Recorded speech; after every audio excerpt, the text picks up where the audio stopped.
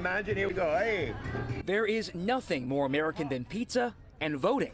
And just like the debate over pizza toppings, opinions on what, if any, restrictions should be placed on mail-in voting are mixed. Leave it open. People who are, well, let's just say disabled, who are elderly, they can't get to the voting booths. Yeah, that's a huge infringement on our freedoms in this country, and that needs to be seriously considered. There's definitely a greater chance for fraud to be committed with mail-in voting.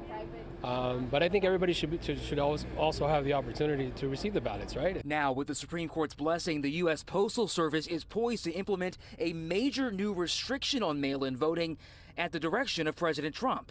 They're crooked. They pass through too many hands. The court's conservative majority overruling a lower court's decision, siding with Trump and an executive order he signed earlier this year. It directs the Postal Service to collect voter rolls from each state.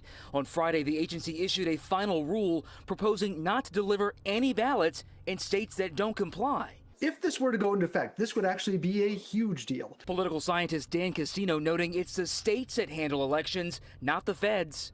Is this constitutional? Probably not.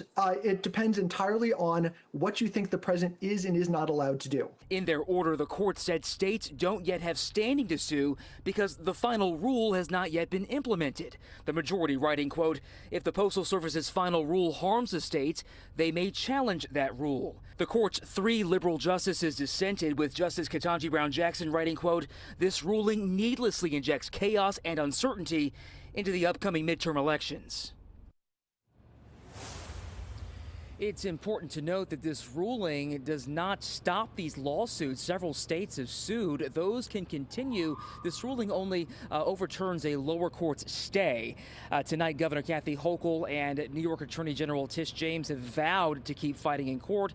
It's also worth noting that in the most recent Republican primary in Florida, President Trump voted by mail. Reporting live here in Hoboken, Derek Waller, Pix 11 News.